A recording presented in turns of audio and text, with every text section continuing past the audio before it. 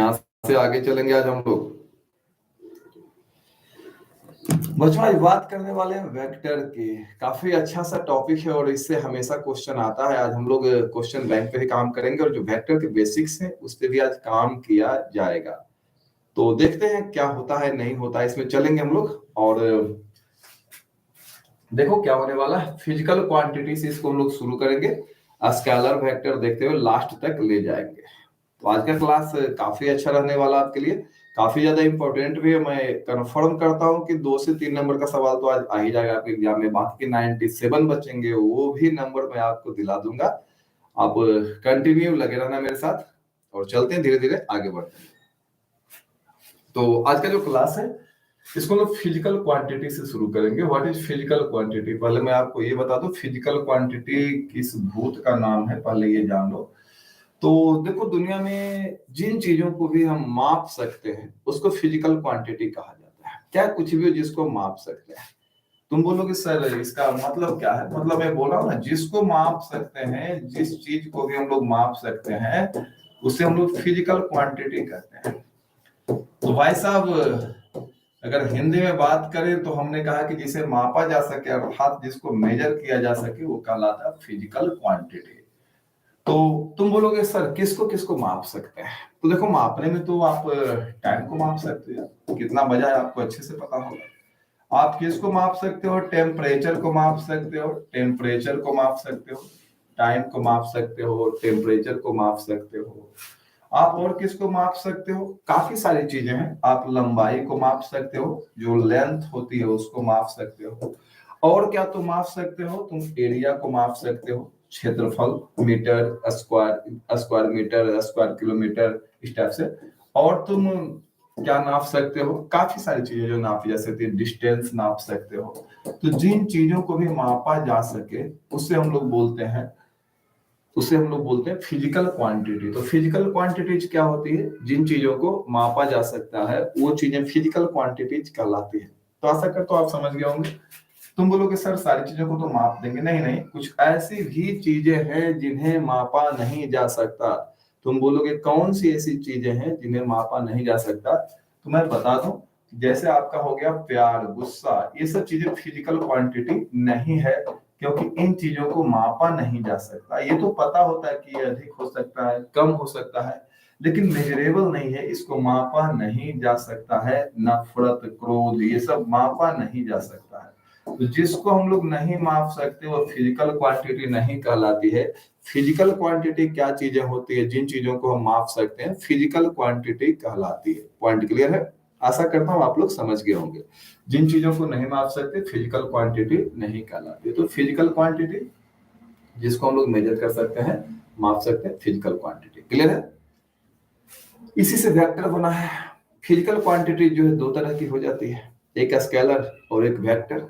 बताता हूं ये है क्या, मैं कंफर्म करता हूं क्या होता है फिजिकल क्वांटिटी। ये दो तरह की होती है, एक होती है स्केलर और दूसरी होती है वेक्टर। तो देखो आप स्केलर और वेक्टर में क्या अंतर है? ये अदिश कहा जाता है, बिना दिशा के, और ये जो मैं देख रहा हूं इसे हम लोग सदिश कहते हैं। तो तुम बोलोगे ये क्या हो गया? मतलब नहीं दिशा है, इसमें दिशा नहीं है। तो जिसमें दिशा नहीं है लेकिन एक चीज तो होगा ना, जब इसको हम माप रहे हैं तो इसकी मात्रा तो रहेगी, और इसकी जो मात्रा होती है ना उसी को हम लोग बोलते हैं परिमाण। इसमें केवल परिमाण होगा। इंग्लिश में अगर लिखना चाहोगे तो ओनली मैग्नीट्यूड होगा, केवल परिमाण होगा। इसमें परिमाण के अलावा कुछ भी नहीं होता है, इसमें सिर्फ और सिर्फ परिमाण होता है। इसमें स्केलर क्वांटिटी में सिर्फ परिमाण होगा। दूसरी क्वांटिटी जिसकी मैं बात कर रहा हूं वेक्टर क्वांटिटी, सदिश, यानी जिसमें दिशा भी होता है उसको हम लोग क्या बोलते हैं? सदिश। इसमें दिशा भी होता है, दिशा सहित होता है। तो इसमें हमारा मैग्नीट्यूड भी रहेगा, इसमें हमारा मैग्नीट्यूड भी रहेगा, और मैग्नीट्यूड तो रहना ही रहना है। जिस चीज को भी हम माप सकते हैं यार, तो जब मैग्नीट्यूड नहीं रहेगा तो माप के हम करेंगे क्या? और एक और चीज इसमें रहेगी, डायरेक्शन। मैग्नीट्यूड भी रहेगा और डायरेक्शन भी रहेगा। यानी कि इसमें हम ये कह सकते हैं कि परिमाण भी रहेगा, मात्रा भी रहेगी, कुछ वैल्यू भी रहेगा, और उसके साथ साथ दिशा भी रहेगी। अगर ये दोनों चीजें हमारे पास हो, मैग्नीट्यूड भी हो और डायरेक्शन भी हो, जिस क्वांटिटी में दोनों चीजें हो, तो उसको हम लोग कौन सा क्वांटिटी बोलते हैं? वेक्टर क्वांटिटी बोलते हैं। तुम बोलोगे सर एग्जाम्पल दे दो, मैं देता हूँ एग्जाम्पल जिसमें दिशा होती है। जैसे देखो, मैं तुमसे कहता हूँ फोर्स, बल जो है वो ऐसा उदाहरण है जो कि वेक्टर का उदाहरण है। इसमें परिमाण भी होता है, मात्रा भी होता है और दिशा भी। किसी भी चीज पे जब आप बल लगाते हो, जैसे किसी बोरी को हम जमीन से उठाते हैं, तो एक दिशा में ऊपर की ओर बल लगा रहे हैं कि नहीं लगा रहे हैं? एकदम सिंपल कॉन्सेप्ट है। तो हमारा वेक्टर क्वांटिटी है। लेकिन जिसमें केवल मैग्नीट्यूड, जिससे कोई दिशा पता नहीं चलता है, उसको हम लोग स्केलर क्वांटिटी बोलते हैं। जैसे देखो, अभी मैं ये कहता हूँ अगर 7:30 बजे हैं, तो 7:30 बजने से पता नहीं चलता कि 7:30 कौन सी दिशा में बजा है। तो 7:30 यानी जो टाइम हो गया हमारा, वो स्केलर क्वांटिटी हो गया। इसी प्रकार एरिया, अगर तुम बोलते हो मेरे पास एक खेत है, वो 3 कट्ठा का है, तो इससे कोई दिशा का पता नहीं चलता कि किस दिशा में तुम्हारा खेत है। इसी प्रकार अगर तुम बात करते हो डिस्टेंस, दूरी की बात करते हो, डिस्टेंस दूरी की बात करते हो, तो ये दूरी भी जो हमारा है ना, जो दूरी हम लोग बात करें दूरी की, ये दूरी भी जो हमारा है, ये स्केलर क्वांटिटी। क्यों?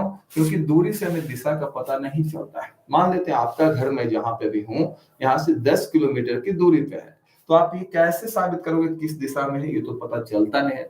तो जिन राशियों से दिशा का पता नहीं चलता, वो अदिश राशियां कहलाती है, स्केलर क्वांटिटीज कहलाती है। और जिनसे दिशा का पता चल जाता है, उसको हम वेक्टर क्वांटिटी कहते हैं। जैसे एक और एग्जांपल लेते हैं, डिस्प्लेसमेंट। आपने पढ़ा होगा विस्थापन। तो डिस्प्लेसमेंट भी जो हमारा है, जो डिस्प्लेसमेंट है यानी जो हमारा विस्थापन है, ये हमारा कौन सा राशि है? अदिश राशि है। डिस्प्लेसमेंट जो है, ये हमारा अदिश राशि है।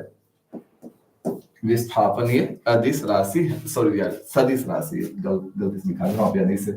ये हमारा सदिश राशि है। क्यों? क्योंकि विस्थापन में क्या होता है?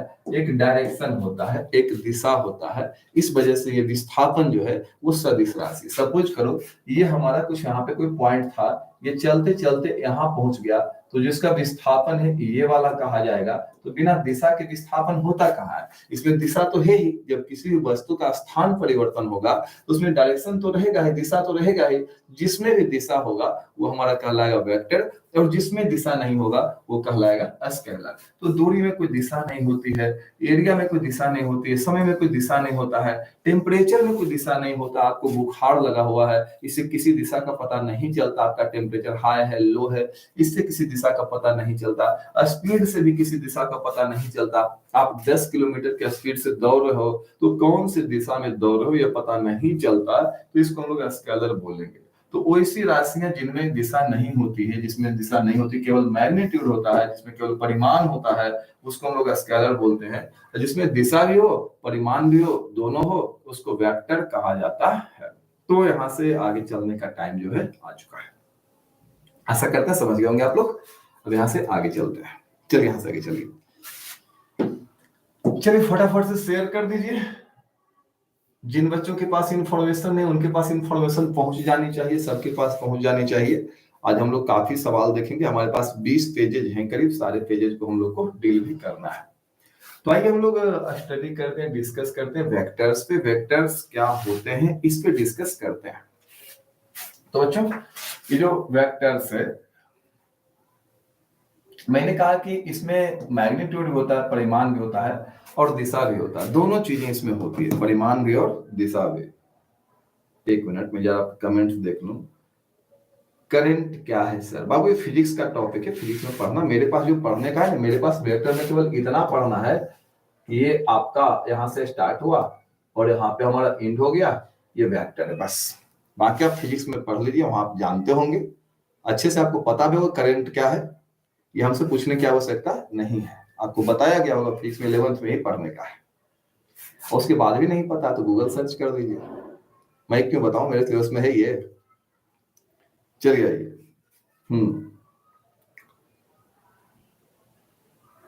चलिए हाँ, यहां से आगे चलते हैं।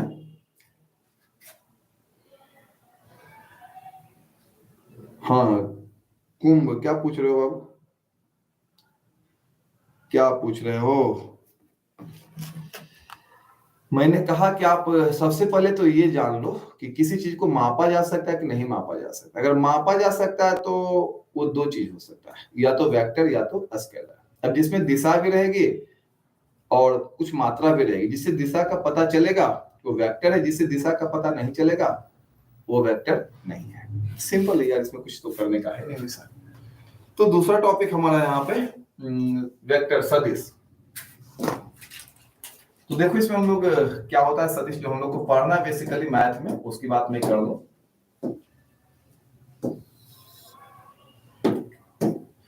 मैथ में जो हम लोग को पढ़ना वेक्टर वो इतना सा है, ये आपका यहां से स्टार्ट हुआ, यहाँ पे लास्ट हो गया, ये आपका ए है, ये आपका बी है, यही मैथ का वेक्टर है। वही था, निकाले होंगे वो, लगाए नहीं लेकिन निकाले थे। बंद हो गया सब? नहीं बंद हो, क्या बंद हुआ यार? नहीं बंद हुआ, चलो। तो इसको, ये जो आप देख रहे हो ना, एक रेखा खंड है, लाइन सेगमेंट है। लाइन सेगमेंट यानी रेखा का एक टुकड़ा है ये, और ये रेखा का टुकड़ा है तो इसकी लंबाई तो बदलेगी नहीं। रेखा खंड का मतलब तो ही होता है किसकी लंबाई बदलने वाली नहीं है। अब आराम आराम से बातें करते हैं, इसकी लंबाई नहीं बदलेगी। ये यहां से स्टार्ट हुआ है और यहां तक गया है, एक खास दिशा में ये गया है। ये एरो से हमने दिशा को बताया है। दिशा को बताने के लिए तीर का इस्तेमाल ही किया जाता है। जैसे आप कहीं जाते हो तो लिखा होता है सड़क पे भी कि आगे स्कूल है, वहां पे तीर बनाया हुआ रहता है, तो दिशा को दर्शाने के लिए तीर का प्रयोग किया जाता है। अब ये पॉइंट यहां से चलते चलते अगर यहाँ पहुंच गया तो ये हमारा एक रेखा खंड बना दिया पूरा। ये दिशा बता रहा है, दिशा बता रहा है। तो इस तरह का जो रेखा खंड पाया जाता है मैथ में, उसी को वेक्टर कहा जाता है। ये हमारा दिशा युक्त रेखा खंड कहलाता है। ये जो कहलाता है दिशा युक्त रेखा खंड। इसको इंग्लिश में भी मैं लिख देता हूँ। एक बच्चा बोल रहा था इंग्लिश में लिखिए सर, इंग्लिश में भी लिख देता हूँ। दिशा युक्त रेखा खंड को इंग्लिश में बोलते हैं डायरेक्टेड लाइन सेगमेंट। ध्यान से देखना बाबू, एकदम अच्छे से समझ में आएगा। कमजोर से कमजोर बच्चा भी सीख जाएगा, आज कोई कमजोर नहीं रहेगा। डायरेक्टेड लाइन सेगमेंट एक ऐसा लाइन सेगमेंट जिसमें डायरेक्शन दिया हुआ हो, दिशा युक्त रेखा खंड कहलाता है। एक ऐसा रेखा खंड जिसमें दिशा दिया हुआ हो, दिशा युक्त रेखा खंड कहलाता है। आप पहले मेरे सवाल का जवाब दो। मैं बोल रहा हूं कि यहाँ पे रेखा खंड PQ है, क्या ये दिशा युक्त रेखा खंड है? क्या ये डायरेक्टेड लाइन सेगमेंट है? क्या इसमें कोई दिशा दी गई है? आप कमेंट बॉक्स में जवाब दो, इसमें कोई दिशा दी गई है या नहीं दी गई है। कमेंट बॉक्स में जवाब दो। हाँ चलिए, यहाँ पे जल्दी से। लव बोल रहे हैं आपका बाल क्या हुआ, कुछ नहीं हुआ है। चलो, बीरप्पन दाढ़ी मुड़ेले ठीक नहीं लग रहे हैं सर। कोई बात नहीं बाबू, फिर से आ जाएगा। चलो, ये हमारा जो लिखा हुआ है ये डायरेक्टेड लाइन सेगमेंट नहीं है। आप देख रहे हो इसमें कोई दिशा है ही नहीं दिया हुआ, लेकिन जो ऊपर लिखा हुआ है डायरेक्टेड लाइन सेगमेंट है, दिशा युक्त रेखा खंड है। और जो भी दिशा युक्त रेखा खंड है वो वेक्टर है। बस मैथ में इतनी ही कहानी है। जो भी दिशा युक्त रेखा खंड है वो वेक्टर है। एक ऐसा लाइन सेगमेंट जिसमें डायरेक्शन है वो वेक्टर है। तो आपके हिसाब से ये वेक्टर है और ये वेक्टर नहीं है क्योंकि इसमें कोई दिशा तो दिया हुआ है ही नहीं। बच्चों यहां से आगे चलते हैं। ये हमारा एक ऐसा रेखा खंड, इसमें दिशा दी हुई है। यहां से स्टार्ट हुआ है, तो जहां से स्टार्ट हुआ उसको बोलते हैं इनिशियल पॉइंट। जहां से स्टार्ट हुआ इसको हम लोग बोलते हैं इनिशियल पॉइंट। हिंदी में बोलते हैं आरंभ बिंदु। हिंदी में बोलते हैं इसको आरंभ बिंदु, या इसको टेल कहा जाता है। इसको हम लोग टेल भी कहते हैं, पूंछ। इसको हम लोग बोलते हैं टर्मिनल पॉइंट। ये जो है इसको हम लोग बोलते हैं टर्मिनल पॉइंट, या फिर इसको हम लोग बोलते हैं फाइनल पॉइंट। टर्मिनल पॉइंट बोलते हैं या फिर इसको हम लोग फाइनल पॉइंट बोलते हैं। तुम बोलोगे सर टर्मिनल पॉइंट और फाइनल पॉइंट का मतलब क्या हुआ? यार इसका मतलब मैं आपको समझा देता हूं। कहां से लाइट जा रही है? जाओ,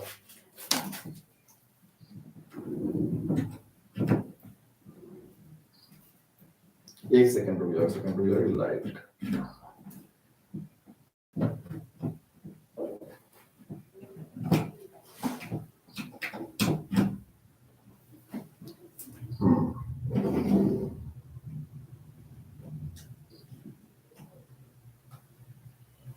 चलिए, तो ये हमारा होता है टर्मिनल पॉइंट या फाइनल पॉइंट, जो आप इसको कह लो, बुक में तो टर्मिनल पॉइंट ही लिखा हुआ रहता है, इसको बोलते हैं अंत बिंदु। तो वेक्टर जहां से स्टार्ट होता है, स्टार्ट मतलब इनिशिएट हो रहा है, उसको आरंभ बिंदु कहते हैं या आदि बिंदु कहते हैं, आरंभ बिंदु कहते हैं या आदि बिंदु। और जहां पे जाके वेक्टर का अंत हो जाता है उसको हम लोग अंत बिंदु बोलते हैं या टर्मिनल पॉइंट बोलते हैं। तो वेक्टर में मैंने कहा कि दो चीजें होगी, एक तो इसमें डायरेक्शन होगा, दिशा होगी, और दूसरा इसका मैग्नीट्यूड, कुछ मात्रा होगा। तो देखो बाबू, इसका जो डायरेक्शन है, जो इसका दिशा है, आप देख सकते हो कि दिशा इसका किधर है। दिशा जब भी रहेगा तो नोक की तरफ रहेगा। इसका दिशा ए से बी की ओर है। इसका जो डायरेक्शन है ए से बी की ओर, फ्रॉम ए टू बी। इसका जो डायरेक्शन है ए से बी की ओर है। मैंने कहा दिशा दिखाना, तो आप जैसे देखते हो दिवाली वाला रॉकेट देखते हो, तो जिधर नोक उधर दिशा। तो यहाँ पे भी वही बात है, जिधर नोक रहेगा उधर दिशा रहेगा। इसका जो डायरेक्शन है वो ए से बी की ओर है, और इसका मैग्नीट्यूड उस पे भी हम चर्चा कर लेंगे। लेकिन इससे पहले मैं एक और वेक्टर लिख के दिखाता हूं आपको एग्जाम्पल के रूप में। आपका ये P है, ये Q है। आप बताओ कि इस वेक्टर का डायरेक्शन किधर से किधर की ओर है, ये Q से P की ओर है या P से Q की ओर है? आप कमेंट बॉक्स में लिखकर बताओगे। चलिए बोलिए आगे, इसका डायरेक्शन किस तरफ है आप बताओगे? P से Q की ओर है या Q से P की ओर है? इसका डायरेक्शन जल्दी बताओ, इसका डायरेक्शन P से Q की ओर या Q से P की ओर? Q से P की ओर। हाँ, इसका डायरेक्शन है, अबे कल क्लास है सर, आना बाबू, कल क्लास रहेगा। हाँ, love you all, love you all. Q से P की ओर, इसका जो डायरेक्शन है ना वो Q से P की ओर है।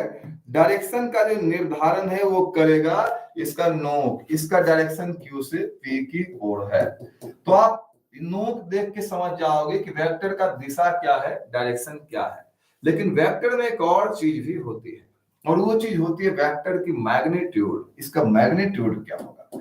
मैग्नीट्यूड का मतलब होता है बाबू मात्रा, यानी इसमें क्या है वही कहलाता है इसका मैग्नीट्यूड। तो देखो, इसमें रेखाखंड है यार, तो लंबाई के अलावा तो कुछ होगा नहीं। तो जो इसकी लंबाई है ना वेक्टर की, उसी को हम लोग बोलते हैं मैग्नीट्यूड बोलते हैं। तो चलो मैं तुमसे एक बात बोलता हूं, इसका मैग्नीट्यूड निकालना है, परिमाण निकालना है, तो इसका मैग्नीट्यूड क्या होगा इस पे चर्चा कर लेते हैं। मैग्नीट्यूड परिमाण, मैग्नीट्यूड परिमाण। हाँ, ये क्या होता है परिमाण? ये जो आपका AB रेखाखंड है ना, इसकी लंबाई निकाल लीजिएगा, क्योंकि इसका मात्रा की बात मैं कर रहा हूं यार, परिमाण को मात्रा भी कहते हैं। तो इसमें जो है लंबाई के अलावा होगा ही क्या? अब रेखाखंड, इसमें वजन तो होगा नहीं, चौड़ाई तो होगी नहीं, मोटाई तो होगी, इसमें जो भी लंबाई है ना, इसकी मात्रा इसकी लंबाई है। तो रेखाखंड AB की जो लंबाई है, रेखाखंड AB की जो लंबाई है, उसी लंबाई को वेक्टर का मैग्नीट्यूड कहा जाता है। रेखाखंड AB की जो लंबाई है, उसी लंबाई को वेक्टर का मैग्नीट्यूड कहा जाता है। तो दोनों चीजें तो हमें मिल गई, कहां मिल गई? दिशायुक्त रेखाखंड में। रेखाखंड की जो लंबाई होगी, लाइन सेगमेंट का जो लेंथ होगा ना इसका, इस लेंथ को हम लोग बोलते हैं, जो ये लेंथ है, जो लंबाई है, उसको हम लोग मैग्नीट्यूड बोलते हैं, या फिर इसको हम लोग परिमाण बोलते हैं या मात्रा बोलते हैं। इसको लिखने का तरीका इस प्रकार से है, AB का मॉड से ही इसको लिखा जाता है। या एक तरीका और है, उसको भी लिख सकते हो, ये तीर हटा दोगे ना तो दिशा खत्म हो जाएगा, केवल परिमाण बचेगा, केवल इसका मैग्नीट्यूड बचेगा, क्योंकि इससे डायरेक्शन मिलता है। इसको हटा देंगे, दिशा खत्म, डायरेक्शन खत्म, तो केवल परिमाण। लेकिन ज्यादातर प्रयोग आपका यही वाला किया जाता है, ये अधिक फेमस है। तो वेक्टर में दो चीजें, एक तो इसका लंबाई हो गया, परिमाण हो गया, और दूसरा इसका दिशा हो गया। आगे चलने से पहले आपसे मैं एक बात तो बोलूंगा कि आप लोग इसका स्क्रीनशॉट जरूर लेकर रख लो, काम देगा। इसका स्क्रीनशॉट जो है लेकर रख लो, काम देगा। चलो अब एक और बात यार,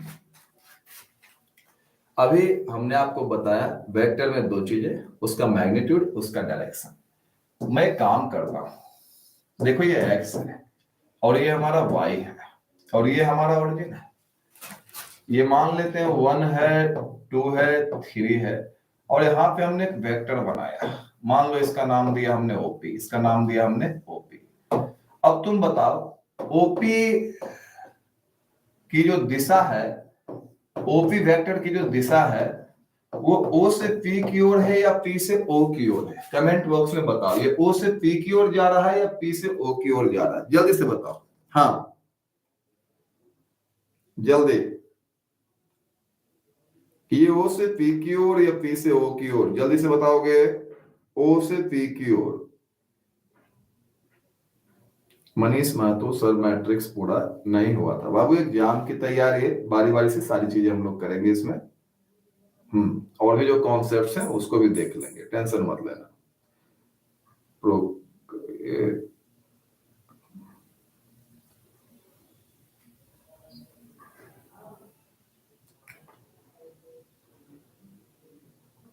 चलिए, ये आपका किधर है? O से P की ओर है। चलिए, एकदम सही जवाब है। इसकी जो दिशा है O से P की ओर है, इसकी दिशा O से P की ओर है। एक बात आपसे और करूंगा मैं, इसका मैग्नीट्यूड बताओ, इसकी लंबाई बताओ, कितने यूनिट की इसकी लंबाई है ये बताओ। पहले कितने यूनिट की इसकी लंबाई है ये बताओ। दिशा तो तुमने बता दिया O से P की ओर है, इसकी लंबाई कितने यूनिट की है ये बताओ। चलिए जल्दी से। ये राजेश सर, डूब मरने का मन कर रहा है, जिंदा रहा बाबू। इसका मैग्नीट्यूड कितना है आपको पता चल जाएगा। मैग्नीट्यूड किसको बोलते हैं? जो रेखाखंड की लंबाई होती है इसी को बोलते हैं हम लोग मैग्नीट्यूड बोलते हैं, जो इसकी लंबाई है इसको मैग्नीट्यूड बोलते हैं। चलो, तो ओपी का जो मैग्नीट्यूड होगा ये 1, 2 और 3 इकाई का है, इसका मैग्नीट्यूड 3 हो गया। तो वेक्टर में हमेशा दो चीजें रहेगी, एक उसका मैग्नीट्यूड होगा, एक उसका डायरेक्शन होगा। मैं आपसे एक और बात कहूंगा कि एक्स एक्सिस के दिशा में, एक्स एक्सिस के डायरेक्शन में, एक्स एक्सिस जो होता है उसकी दिशा में, एक्स एक्सिस के दिशा में, एक्स एक्सिस के दिशा में जो एक इकाई का वेक्टर होता है, कितने का वेक्टर होता है? जो एक इकाई का, वो स्पेशल नाम से विख्यात है, उसका स्पेशल नाम दे दिया गया। सबका नाम नहीं दिया जाता है, सबका नाम दिया जाता नहीं है, जो खास होता है उसी का नाम दिया जाता है। देखते हो सड़क छाप कुत्तों का कोई नाम नहीं होता, लेकिन जो कुत्ता पालतू होता है उसका नाम होता है। तो इसमें अनंत टुकड़े बन सकते हैं, कोई बड़ी बात नहीं है, लेकिन जो एक इकाई का लंबाई का, जो इतना बड़ा जो वेक्टर होगा एक इकाई लंबाई का, उसका नाम दिया हुआ है। एक इकाई चूंकि इसकी लंबाई रहेगी तो इसके दिशा में जो इकाई वेक्टर होगा, हिंदी में उसको यूनिट वेक्टर बोलेंगे, इंग्लिश में वेक्टर बोलेंगे। तो एक्स एक्सिस की दिशा में जो यूनिट वेक्टर होगा उसका नाम है आई कैप। याद रखिएगा, उसको हम आई कैप के नाम से जानेंगे, वो विशेष है। एक्स की दिशा में जो एक इकाई का वेक्टर होगा उसको बोलेंगे आई कैप। तो ये आपका आई कैप नहीं है, लेकिन अगर इतना दूर ही हमारा होता, इतना दूर ही ये होता तो ये आई कैप कहलाता। उसका नाम दिया हुआ है। एक्स एक्सिस का दिशा सबको मालूम है बाबू। अब मैं एक वेक्टर बना रहा हूं, बताओ एक्स एक्सिस की दिशा में है कि नहीं है? बताओ, कमेंट करो, क्या ये एक्स एक्सिस की दिशा में है? बताओ, मैंने एक वेक्टर बनाया, वो एक्स एक्सिस की दिशा में है? हाँ, एक्स एक्सिस की दिशा में है या नहीं है? बताओ।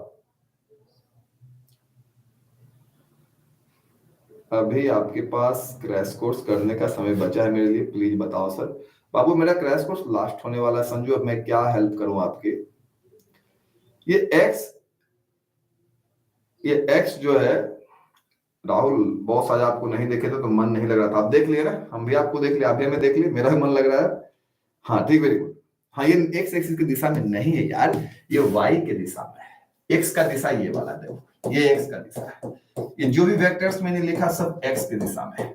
और अगर इसमें किसी की लंबाई 1 हुई तो उसका नाम हो जाएगा आई से आई का, याद रखना है। एक्स की दिशा में जो एक इकाई का वेक्टर है उसका नाम होता है आई का। क्लियर है?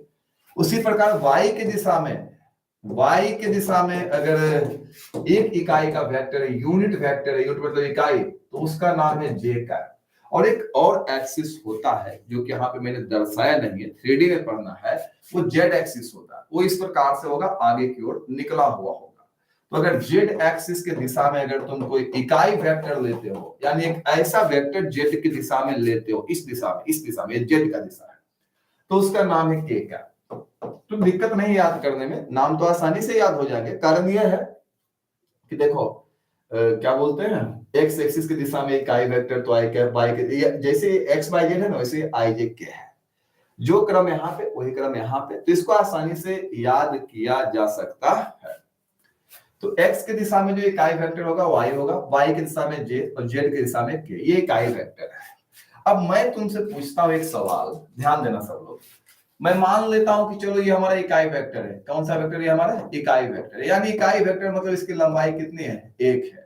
अब बताओ ये आई कैफ है कि जे कैफ है या के कैफ है? सभी भाई जवाब देंगे आई कैफ है या जे कैफ है या के कैफ है। जितना डेप्थ में जाके बताऊंगा बाबू, ट्यूब पे ऐसा वीडियो मिलने वाला नहीं है, पूरे यूट्यूब पे खोलोगे मिलेगा नहीं, लेकिन आप सीख सको तो सीख लेना। मैं पूछ रहा हूँ तुमसे, आई कैफ है कि जे कैफ है कि के कैफ है? कुछ बच्चों ने कहा था हमसे सर मेरा वेक्टर क्लास मिस हो गया। मैंने कहा मैं बता दूंगा, फिर से आपको टेंशन क्या लेना है, जब मैं हूं तो डरने की आपको कोई जरूरत नहीं। इसका नाम जे कैफ हो गया, इसका नाम हो गया जे कैफ। अब मान लो मेरे पास एक कलम है, इस कलम की लंबाई 1 है। इस कलम की लंबाई क्या है? 1 है। अब बताइए आई कैप है कि जे कैप है कि के कैप है? तुम ये बात बताओ, ये आई कैप है कि जे कैप है कि के कैप है? कलम की लंबाई 1 है, आप ये बताओ ये आई कैप है कि जे कैप है कि के कैप है? जल्दी भाई जल्दी बताओगे।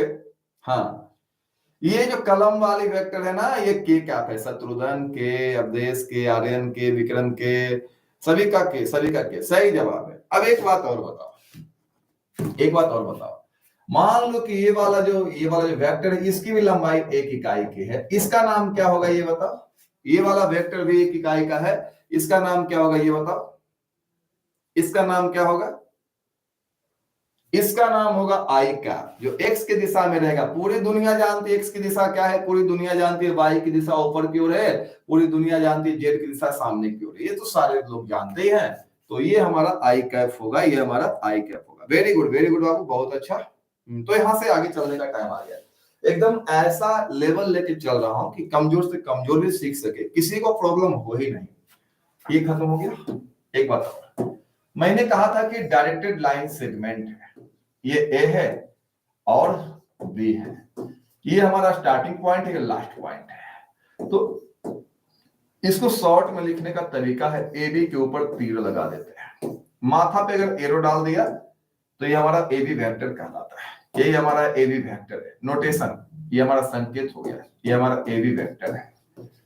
ए बी वेक्टर में दो चीजें समझ में आ जाएगी आपको। एक तो इसका इनिशियल पॉइंट जहां से स्टार्ट हुआ, दूसरा टर्मिनल पॉइंट, तीसरा इसका दिशा भी आपको समझ में आ जाएगा, ये ए से बी की ओर जा रहा है, ए से बी की ओर। तो ये हमारा नोटेशन हो गया, संकेत हो गया ए बी वेक्टर का। एक और मेथड भी है इसको लिखने का, शॉर्टकट में हम लोग वेक्टर को आर से या ए से, स्मॉल लेटर से भी डिनोट करते हैं। इससे भी लिखा जाता है, सूचित किया जाता है। वेक्टर को लिखने के दोनों तरीके हैं, या तो आप ऐसे लिख लो या फिर छोटे लेटर से भी वेक्टर को लिखा जा सकता है। जैसे आपका नाम भी कई तरीके से लिखा जाता है, हिंदी में भी लिखते हो, इंग्लिश में भी लिखते हो, मेनी टाइम्स, बहुत से तरीके से मेनी टाइप से लिख सकते हो। यहां तक हम लोग सारी बातें समझ चुके हैं। एक्स की दिशा में आई कैप है, इकाई वेक्टर, एक लंबाई वाला। वाई की दिशा में जो है जे कैप और जेड की दिशा में के कैप। इतनी बातें याद रखो। उसके बाद हमारी अगली कथा शुरू होगी, पोजीशन वेक्टर। बहुत ही शानदार वेक्टर है पोजीशन वेक्टर, बहुत ही अच्छा सा वेक्टर है। तुम बोलोगे कहां गया सर? ये हमारा पोजीशन वेक्टर है, ये है पोजीशन वेक्टर। तुम बोलोगे कि पोजीशन वेक्टर तो है, इसका मतलब क्या होता है? देखो मतलब क्या होगा पोजीशन वेक्टर का, है बहुत ही आसानी, बहुत ही अच्छे से समझ सकते हो इसको। पोजीशन का मतलब होता है स्थिति बताना, किस स्थिति में है, किस पोजीशन में है, यानी कहां पर है, ये पूछता है। मतलब पता बताओ इसका ये कहां पे है। अगर किसी वेक्टर का पोजीशन वेक्टर पूछ रहा है, मींस वो वेक्टर कहां पे है ये आपको बताना है। तुम बोलोगे सर कैसा होगा बताओ, मैं बता देता हूं कैसा होगा। जैसे मेरे पास ये एक्स अक्ष हो गया और ये हो गया वाई अक्ष और ये हो गया जेड अक्ष और ये हमारा मूल बिंदु है। अब तुम बताओ, यहाँ पे अगर मैं वेक्टर लेता हूं पी एक्स वाई जेड, कोई पॉइंट लेता हूं, एक पॉइंट हमने लिया है, तो ये जो O से P को मिलाने वाला वेक्टर OP जो है, जो OP वेक्टर होगा, इसी वेक्टर को कहा जाता है P का पोजीशन वेक्टर। इसी को कहा जाता है P का पोजीशन वेक्टर। कहने का मतलब यह है कि पोजीशन वेक्टर जो है मूल बिंदु के सापेक्ष, ओरिजिन के सापेक्ष स्थिति बताता है। OP वेक्टर को ही P का पोजीशन वेक्टर कहा जाता है। अब तुम बोलोगे चलो ये बात तो समझ में आ गई सर, ओपी वेक्टर को पी का पोजीशन वेक्टर बोलते हैं, इसका मान कैसे निकालेंगे? अरे यार, इसका मान निकालने का मतलब ये है कि आप इसका पता बता दो। तो देखो, पता बताने से पहले एक और पता हम लोग देखते हैं। ये x है, ये y है और यहाँ पे बिंदु 3 4 दिया हुआ है। इसका मतलब आप क्या समझ रहे हो कि x के दिशा में जो चला है वो 3 है और जो y के दिशा में जो चला है वो कितना है? 4 है। तो अगर इसका पता वेक्टर में बताने की बारी आएगी, कुछ नहीं करना है, x के दिशा में 3 है, x का दिशा बताने के लिए हम लोग किसको लगाएंगे? i का, अभी बताए थे। और उसके बाद y का दिशा बताने के लिए किसका प्रयोग करेंगे? j का। तुम बोलोगे सर कोई अंतर नहीं आएगा? नहीं, अंतर नहीं आएगा। हमने आपसे बोला था कि कैप वाला वेक्टर जो है वो एक इकाई का वेक्टर है। किसका वेक्टर है? एक इकाई का। तो अगर वो एक इकाई का वेक्टर है तो 4 को 1 से गुणा भी कर देंगे तो कोई दिक्कत नहीं है, 4 का 4 ही रहेगा। लेकिन जे कैप जो है दिशा बताने के काम आ जाएगा। ये y का दिशा और ये किसका दिशा है? x का दिशा। तो ये हमारा वेक्टर फॉर्मेट में पोजीशन बता रहा है, स्थिति बता रहा है। अब मैं अगर कहता हूं आपसे ओपी वेक्टर के बारे में बात करो तो जो पहला वाला किसका दिशा बताता है? x का, और जो दूसरा वाला किसका बताता है? y का। ये देखो y का बता रहा है। तो तीसरा वाला किसका बताएगा? z का। तो इसको हम लोग कैसे लिखेंगे? इसको लिखेंगे x i कैप, ये x का बता रहा है और ये किसका बता रहा है? y का, y j cap plus z k cap. तीनों को मिलाकर हमने जो लिखा है यही हमारा कहलाता है P का पोजीशन वेक्टर। पोजीशन वेक्टर के लिए हम लोग इसी प्रकार के प्रयोग करते हैं। तो P का पोजीशन वेक्टर जो है वो मैंने निकाला है। एक में i कैप, दूसरे में j कैप और तीसरे में हमने k कैप लगा दिया है। पोजीशन वेक्टर कुछ नहीं करता है, वस्तुतः में स्थिति के बारे में पूछता है कि कहां पर है। तो अरे यार, ये x के सापेक्ष जो है x चला है, y के सापेक्ष y और z के सापेक्ष z। जैसे x के सापेक्ष 3 चला था तो 3 i कैप, y के सापेक्ष कितना चला था? और के लिए हम लोग प्लस लगा रहे हैं यहाँ पे, और y के सापेक्ष कितना चला? तो 4 चला तो 4। तो y के सापेक्ष दिखाने के लिए j कैप। तो पोजीशन वेक्टर जो है या स्थिति सदिश जो है वो पोजीशन के अलावा कुछ भी नहीं बताता है। क्लियर है? अब यहां से आगे चलते हैं। तो पोजीशन वेक्टर निकालने के लिए हम लोग क्या करेंगे? कुछ नहीं करना है, x वाले में i कैप लगा देंगे, x की दिशा, और ये y वाले में j कैप लगा देंगे, और तीसरे वाले में k कैप, z वाले में k कैप। पहले में i कैप, दूसरे में j कैप, तीसरे में k कैप। पहले में i कैप, दूसरे में j कैप, तीसरे में k कैप। और अब सुनो, मैं कौन सा बम फोड़ने जा रहा हूं। इससे 1 नंबर का सवाल बराबर पूछ दिया करता है। कभी भी किसी भी समय से 1 नंबर का सवाल आ जाता है। इसको बनाना बहुत आसान है। मैं आगे चलूं इससे पहले तुम हमारे एक सवाल का जवाब देना। मैं आगे चलूं इससे पहले तुम हमारे एक सवाल का जवाब देना। और हमारा सवाल ये है कि बताओ 2 3 4 का पोजीशन वेक्टर क्या है? इसका पोजीशन वेक्टर क्या है? 2 3 4 का पोजीशन वेक्टर क्या है? क्या आएगा इसका पोजीशन वेक्टर? बिना ग्राफ बनाए आप कमेंट बॉक्स में कमेंट कीजिए, इसका पोजीशन वेक्टर क्या आएगा जल्दी।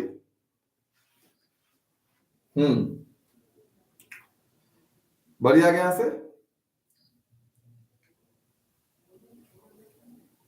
हाँ 2i cap plus 3j cap plus 4k cap, 3 है ना, तीनों लगेगा इसमें। 2i cap plus 3j cap plus 4k cap. चलिए, very good Vikram, Banafar, Lalan, Prince, सभी लोग का सही है। चलिए, कुंभकर्ण लिख रहे हैं, कैप में आज आप बहुत अच्छे क्यूट लग रहे हैं सर। थैंक यू बाबू। चलो आगे चलो, काम करो आगे। तो देखो, इससे एक नंबर का सवाल तो पक्का समझ लो, इससे एक नंबर का सवाल हमेशा आता ही आता है। इसको मैं मिटा देता हूं। कैसे निकालते हैं पोजीशन वेक्टर, एक नजर और देख लेते हैं। कुछ नहीं करना है, ये बताता है स्थिति किसके सापेक्ष, मूल बिंदु के सापेक्ष स्थिति बताता है। पी का पोजीशन वेक्टर तो ओपी आ गया। अगर मैं पूछूं ए का पोजीशन वेक्टर तो ऑरिजिन के सापेक्ष स्थिति बताना है तो ओए हो जाएगा। ये हो गया ऑरिजिन और ये हो गया बी का पोजीशन वेक्टर, बी का पोजीशन वेक्टर क्या हो जाएगा, ओबी हो जाएगा। सी का पोजीशन वेक्टर ये हमारा ओसी हो जाएगा। डी का position vector OD. Position vector जो पता बताता है, स्थिति बताता है, किसके सापेक्ष बताता है, ये बताता है हमारा ऑरिजिन के सापेक्ष बताता है, मूल बिंदु के सापेक्ष बताता है। क्लियर है पहली बात। दूसरी बात, निकालते कैसे हैं, तो एक्स वाले में आई कैप, वाई वाले में जे कैप और जेड वाले में के कैप लगा देते हैं। क्लियर है। यहां से आगे एक सवाल मेरे पास है, चलो ये वाला आप बताओगे। 16 और 19 में पूछा है, मुझे नहीं आता, आप सही सही जवाब दोगे इसका। सही जवाब क्या होगा, सही जवाब दोगे इसका, क्या होगा इसका सही जवाब, जल्दी। डी आपके जवाब आ रहे हैं, विक्रम, मंजर, शिशुपाल, मनीष, विकास, सौरभ, सभी का जवाब डी आ रहा है। मुझे पता नहीं है ये सही है या गलत है, आप बताओगे क्या होगा इसका सही जवाब। चलो डी जो है बिल्कुल सही जवाब है। जब भी आपको पोजीशन वेक्टर निकालने के लिए कहेगा तो हमें कुछ करना ही नहीं है। पोजीशन वेक्टर निकालने के लिए एक में लगा देना है आई कैप, दूसरे में जे कैप, तीसरे में के कैप, अब बीच में प्लस लगा देना है, तो यही वाला होगा ना। आपका ऑप्शन नंबर कौन सा हो जाएगा, डी सबों का सही जवाब है। और ये हमेशा एग्जाम में आता है, देखो दो साल 16 में और 19 में आया हुआ है। तो भाई अब यहां से आगे चलने का टाइम आ चुका है, अब यहां से हम लोग आगे चलेंगे। अगला जो सवाल है ये 17 में आया था और आप जवाब देंगे, क्या होगा इसका जवाब आप बताओगे। 2017 में ये सवाल आया हुआ है, 2017 में ये सवाल आया हुआ है। कौन सा जवाब होगा इसका ये बताओ। 2017 में ये सवाल आया हुआ है। हाँ 161 बच्चे देख रहे हैं, मात्र 147 ही लाइक है। फटाफट 150 लाइक पूरे करो आप लोग, और शेयर नहीं किए हो तो शेयर कर दो ज्यादा से ज्यादा, सबके पास शेयर कर दो, ज्यादा से ज्यादा बच्चों के पास पहुंच सके और सबको लाभ मिले। और अगर कोई बच्चा चैनल पे नया है तो सब्सक्राइब करना नहीं भूलेगा, आगे भी क्लासेस लगेगी और आपको फायदा मिलेगा, सबको फायदा मिलेगा। चलिए आप जवाब दीजिए, कौन होगा इसका 4 5 6 का स्थिति सदिश, कौन होगा 4 5 6 का स्थिति सदिश। आपके जवाब आ रहे हैं ए। अब मालूम नहीं है आपका जवाब सही है या आपका जवाब गलत है, लेकिन आपका जवाब तो आ रहा है, आपका जवाब ए आ रहा है। चेक कर लेते हैं आपका जवाब सही है या नहीं है। ए आपके जवाब आ रहे हैं, चलो चेक करो।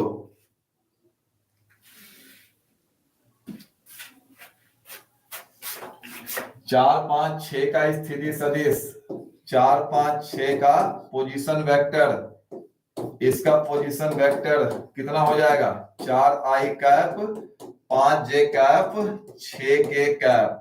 पहले में आई लगाना, दूसरे में जे, तीसरे में के, बन गया ये आपका पहला सही जवाब है। सबका जवाब सही है बाबू। चलो आओ यहां से आगे चल। बिंदु 102 का पोजीशन वेक्टर स्थिति सदिश, 102 का स्थिति सदिश क्या होगा पता लगाओ आप। 102 का स्थिति सदिश कौन सा होगा पता लगाओ। 102 का नहीं है यार, हाँ 102 का स्थिति सदिश। चलो जल्दी से पता लगाओगे।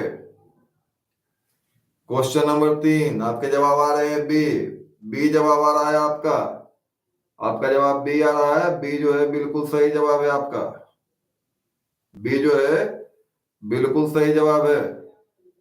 हाँ दीपक आप अपना बना हुआ समोसा हमको नहीं खिलाइएगा, बिल्कुल खिलाएंगे दीपक, पहले पढ़ाई कर लो।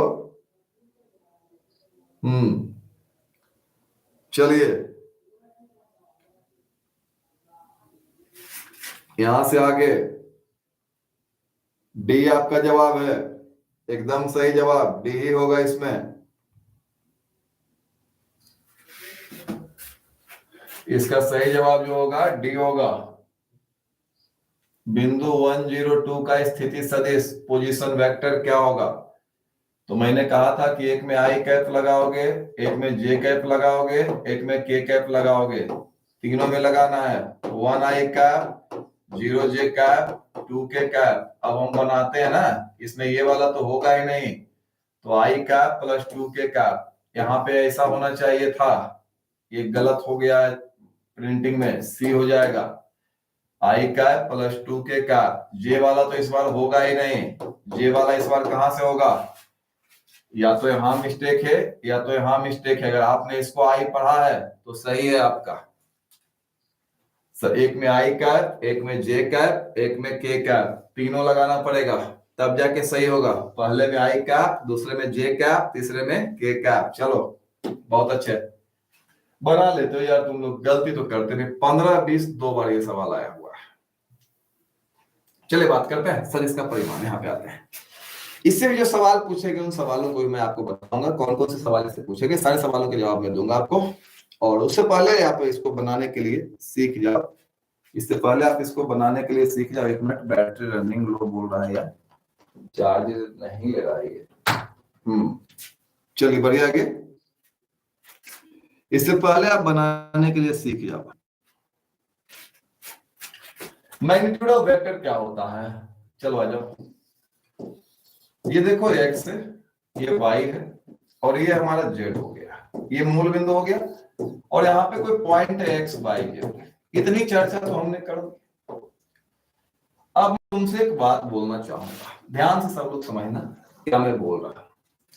बात बोल रहा हूं कि ओपी वेक्टर जो हमारा है, जिसे तुम ओपी वेक्टर कह रहे हो, ओपी वेक्टर जो हमारा है, ओपी वेक्टर, इसके बारे में हमने बात किया था आपसे। तो ओपी वेक्टर कैसा आया था? X I cap, Y J cap और जेड के कैप। इस वेक्टर को हम लोग ओपी वेक्टर बोलते हैं। एक में आई लगाया, एक में जे लगाया, एक में के, इसी को बोलते हैं पी का पोजीशन वेक्टर। अब अगर किसी ने बोल दिया इसका मॉड क्या होगा, तो ओपी का मॉड निकालने का मतलब क्या है? मैंने कहा था कि वेक्टर का मॉड क्या होता है, वेक्टर का मैग्नीट्यूड क्या होता है, उसकी लंबाई होती है। तो आप इसका लंबाई कैसे निकालोगे? मेरे पास एक तरीका है, मैं दूरी सूत्र लगा देता हूं। ये मूल बिंदु है, ऑरिजिन है, इसके कोऑर्डिनेट 0 0 0 हो जाएंगे। यहाँ पे सब 0 होता है मूल बिंदु पे, आपको मालूम है। मैं ये दूरी अगर दूरी सूत्र से निकाल दूं तो कोई गलती नहीं है यार। दूरी सूत्र कैसा होता है? x2 माइनस x1 का स्क्वायर, तो ये दोनों का x घटाएंगे, x माइनस 0 का square, plus y2 minus y1 का स्क्वायर, दोनों का y घटाएंगे, इसका y y है, इसका y 0 है, y माइनस 0 का स्क्वायर, प्लस जेड। देखो आपको याद होगा 10th में आपने दूरी सूत्र पढ़ा होगा, distance formula, x2 minus x1 का स्क्वायर, y2 माइनस y1 का स्क्वायर। जब 3 डायमेंशन रहेगा एक और बढ़ा देंगे, x2 माइनस x1 का स्क्वायर, y2 माइनस y1 का स्क्वायर और z2 माइनस z1 का स्क्वायर। तो क्या हो जाएगा ये हमारा z माइनस 0 का स्क्वायर। तो ये जो आ जाएगा, कितना आ जाएगा हमारा? x square plus y square plus z square. तो बच्चों हमने क्या निकाला? ओपी का मान दे दो। ओपी का मान क्या था? देखो तो x I cap plus Y J cap plus Z K cap, इसका हमने मॉड निकाला है। अभी हमने इसका मॉड निकाला है। इसका जो मॉड निकाला है कितना आया देख सकते हो यहाँ पे, ये आया है under root X square plus Y square plus Z square. तो हुआ क्या है, एक बार आई कैप वाले का स्क्वायर, एक बार जे कैप वाले का स्क्वायर, एक बार के कैप वाले का स्क्वायर। अगर तीनों को स्क्वायर करके आप जोड़ कर रूट निकाल देते हो तो वही कहा जाता है वेक्टर का परिमाण या वेक्टर का मॉड। अब मजे की बात है कि इससे भी 1 नंबर का सवाल बराबर आता है। 1 नंबर का सवाल इससे आना ही आना है। मैंने कहा था कि आज की क्लास इंपॉर्टेंट होने वाली है, सो ध्यान देना। इसको मैंने निकाला कैसे? ओपी के मॉड का मतलब क्या हुआ? ओपी के मॉड का मतलब हुआ ओपी की लंबाई। ओपी के मॉड का मतलब हुआ ओपी की लंबाई। तो अगर मैं बात करूं ओपी की लंबाई क्या होगी, ओपी की लंबाई क्या होगी, तो मैं इसके लिए यूज करूंगा दूरी सूत्र। कैसे निकलता है, x2 माइनस x1 का स्क्वायर, दोनों का x उठाएंगे, y2 माइनस y1 का स्क्वायर, दोनों का y उठाएंगे, और z2 माइनस z1 का स्क्वायर, दोनों का z उठा घटा देंगे। ये हमारा ओपी का मॉड आ गया। तुम बोलोगे आप क्या किया उसके बाद मैंने ओपी का मान दे दिया। अभी भी सिखाए थे ओपी का मान कैसे निकालते हैं, तो इसमें आई कैप लगता है, इसमें जे कैप, इसमें के कैप, मान दे दिया, X I cap, Y J cap, Z K cap, और इसका वैल्यू क्या है, root X square plus Y square plus Z square. करने का मतलब ये है बाबू कि आप एक बार आई वाले का स्क्वायर निकाल दो, जो जे वाला उसका स्क्वायर, एक बार के वाले का स्क्वायर, तीनों का स्क्वायर बारी बारी से आप निकाल दो, आई वाले का, जे वाले का और के वाले का। वही जो आपका मैग्नीट्यूड कहलाएगा या मॉड कहलाएगा। ये वेक्टर का मैग्नीट्यूड निकालने का तरीका हो गया। और आप जानते हो कि मेरा तरीका बहुत ही अलग होता है, थोड़ा डिफरेंट वे में काम करते हैं। आपने क्लास में पढ़ा होगा तो वहां पे तरीका मैंने दूसरा बताया होगा, यहाँ पे दूसरा, ताकि आपको बोरिंग फील नहीं हो, आपको सिंपल लगे। यहाँ पे दूरी सूत्र से हमने इसको निकाला है मॉड को। तो अगर कोई हमसे ये बोलता है कि 3i प्लस 4j और प्लस 2k, इसका अगर कोई बोलता है मॉड निकाल दो, तो नथिंग टू डू यार, कुछ भी नहीं करना है। एक बार आई वाले का स्क्वायर कर दो, और एक बार जे वाले का स्क्वायर कर दो, और एक बार के वाले का स्क्वायर कर दो, तो कितना आ जाएगा, 4 16 4 20 9 29, रूट 29 आ गया। अब आगे जो भी प्रश्न आएंगे उन प्रश्नों के जवाब आप ही को देना होगा। तो मैं एक एक करके सारे प्रश्न लाता हूं और आप बनाते जाना, देखते जाना कहां तक जाते हो। चलो भाई, जो भी बच्चे चैनल पे नए हैं सब्सक्राइब कर लेंगे, ताकि आपको आने वाले क्लासेस की इंफॉर्मेशन मिलती रहे। यहाँ पे आगे कुछ नहीं लिखा हुआ, तो आगे हमारा 1 लिखा हुआ है, आप आगे 1 का इस्तेमाल कर सकते हो। चलो जवाब दोगे? हाँ चलिए आगे बढ़िए, आगे बढ़िए, बढ़िए आगे। आपके जवाब का वेट कर रहा हूं। आगे कुछ, जिसका कुछ नहीं लिखा हुआ उसके आगे 1 लिखा हुआ है, जिसके आगे कुछ नहीं उसके आगे 1। हाँ, रूट कुछ नहीं आ रहा है बाबू जवाब का, रूट 55, रूट 55 आपके जवाब आ रहे हैं। देखिए इसमें कोई है या नहीं है, रूट 55 एक बच्चा बोला है, एक बच्चा सी बोला है। चलो देखते हैं, एक बच्चा ए बोला है। अब मिला लेते हैं कौन सा जवाब सही है, कौन सा जवाब गलत है। ये सवाल 15 में ही पूछा गया, और यही सवाल 20 में ही पूछा गया। दो बार ये सवाल पूछा जा चुका है पहले ही। ये सवाल दो बार पहले ही पूछा जा चुका है। चलो तो देखते हैं क्या होगा इसका जवाब। ए, छोटू आपका कोचिंग कहाँ है? मेरा कोचिंग नालंदा जिला में है बाबू। आप कहीं भी हो वहां से पढ़ सकते हो, क्योंकि मैं तो यूट्यूब पे पढ़ा रहा हूँ, आप कहीं भी वहां से पढ़ सकते हो। आ जाओ भाई साहब, ये जो लिखा हुआ है इसका मापांक निकालना, मॉडुलस निकालना है। तो मापांक निकालने के लिए हम लोग जो इसका मापांक निकालेंगे, जो हम लोग मॉडुलस इसका निकालेंगे, इसका तरीका ये होगा, एक बार आई वाले का स्क्वायर करेंगे तो 7 का स्क्वायर करेंगे, एक बार जे वाले का स्क्वायर करेंगे तो जे वाला कौन सा भाई, -2 है, इसका स्क्वायर करेंगे, एक बार के वाले का स्क्वायर तो 1 का स्क्वायर करेंगे, और ये आ जाएगा आपका 49, और ये आ जाएगा आपका 4, और ये आ जाएगा 53। तो ये आ गया आपका 49 4 53 और एक 54 आ गया, 1 आ जाएगा। तो रूट 54 जो है ये तो यार ऑप्शन में ही नहीं है, तो गलत तो आपने किया नहीं, कुछ बचा 55 बोल दिया, गलत, 54 आएगा। कैसे बनाएंगे इसको, लिखेंगे 9 into 6। आप लिख सकते हो 9 का रूट तो निकल जाएगा, ये पिंजरे से मुक्त हो जाएगा, बट ये नहीं हो पाएगा, इसका नहीं निकलेगा। 3√6, जिन बच्चों ने 3√6 बताया है बिल्कुल काबिले तारीफ काम किया है, आपका जवाब एकदम सही है। 3√6 इसका आंसर होगा, क्योंकि रूट 54 तो है ही नहीं। तो जब आंसर नहीं रहे, थोड़ा और सिंप्लीफाई करो, थोड़ा और सरल कर दोगे, बन जाएगा। अगले सवाल का जवाब देखना कैसे दिया जाएगा। चलो ये सवाल 15 और 20 दो बार पूछा गया है, बनाना आप ही को है, मुझे नहीं आता है। 15 में पूछा है और 20 में पूछा है, आप जवाब दोगे कैसे इसको बनाया जाए। चलिए बढ़िया आगे। कैसे इसका जवाब दिया जाएगा, जल्दी जल्दी देखो। मेरा मैथ वीक है, सोनू बोल रहे हैं। सबका अच्छा हो जाएगा बाबू, टेंशन मत लो। ठंड बढ़ रही, आप अपना ख्याल रखना। Thank you, thank you. आप लोग अपना ख्याल रखो। इसका जवाब डी आ रहा है, कुछ बच्चे ये बोल रहे हैं। तो लोग बहुत तरह का जवाब देते हैं यार, सही सही बताओ, पहले आराम आराम से बताओ, कोई जल्दीबाजी नहीं है, आराम आराम से सीख लेंगे इसको। आराम आराम से सीख लेंगे इसको, कोई जल्दीबाजी नहीं है। हाँ, कोई जल्दीबाजी नहीं, आराम आराम से सीख लेते हैं, सारे बच्चे सीख लेंगे। चलो आ जाओ। इसका मापांक है, क्या होगा इसका मापांक, बता देता हूं। जैसे ही मॉड हम लोग निकालते हैं ना, तो जो मापांक होता है या मॉड होता है उसको कैसे निकालते हैं, यहाँ पे अंग्रेजी लिखना भूल गए हैं, तो मॉड हो जाएगा यहाँ पे, क्या होगा मॉडुलस। तो मॉड निकालने का तरीका है, आई वाला जो उसका स्क्वायर कर दो तो 19 का स्क्वायर, प्लस जे वाले का स्क्वायर कर दो 5 का स्क्वायर, प्लस के वाले का स्क्वायर कर दो -6 का स्क्वायर। तो ये जो बन जाएगा हमारा आई वाले का स्क्वायर प्लस जे वाले का स्क्वायर प्लस के वाले का स्क्वायर, 19 का स्क्वायर होता है 361, और 5 का स्क्वायर होता है 25, और 6 का स्क्वायर होता है 36। इसको जब आप जोड़ोगे तो 6 5 11 12 आएगा। तो ये दोनों तो ऐसे भी नहीं हो रहा है, क्योंकि वही होगा जिसके लास्ट में 12 आएगा।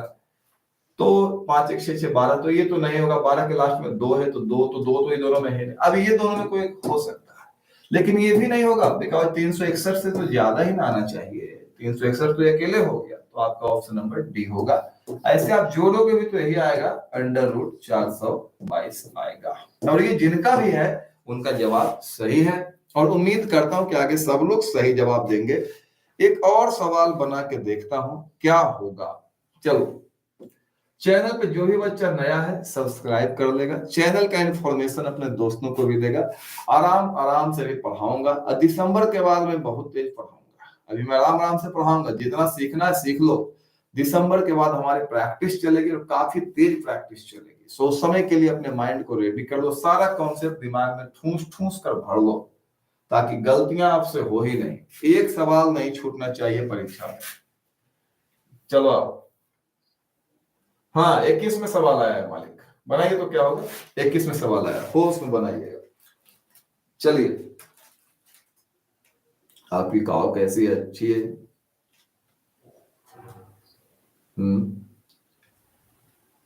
थोड़ी बीमार चल रही है। चलो, इसका जवाब क्या बी आ रहा है, बी बी बी बी इसका जवाब आ रहा है आप लोग का, सही है, सभी का जवाब सही है, बी ही आ रहा है। भाई देख लेते हैं कैसा है नहीं। हाँ, बी तो होगा, इसमें तो कुछ सोचने की जरूरत ही नहीं है, तो डायरेक्ट बनेगा, तो फॉर्मूला ही आपका पूछ दिया है। 21 में ये सवाल आया है, इसका मॉडुलस यानी मापांक क्या होगा, 21 में सवाल आया है। तो बहुत ही आसान है, कुछ खास नहीं है, जो आपने बनाया है एकदम सही है। इसका जवाब बी ही होगा। आई वाले का स्क्वायर तो एक्स स्क्वायर, जे वाले का स्क्वायर तो वाई स्क्वायर, के वाले का स्क्वायर तो जेड स्क्वायर, सही है। चलिए बढ़िया। अगला जो सवाल है, इसका बनाए 22 में इसी साल आया था, ये इसी साल आया था। बोला ना मैंने आपसे कि आज की क्लास इंपॉर्टेंट है। हम उन तमाम सवालों को खंगाल निकालेंगे जो परीक्षाओं में पूछे जा रहे हैं। हर दिन ऐसे क्लासेस लगेंगे हमारे। चलो, इसका जवाब दीजिए। 350 इतना आएगा, क्या बोल रहे हैं आप, 350 कैसे आएगा? चलिए आइए,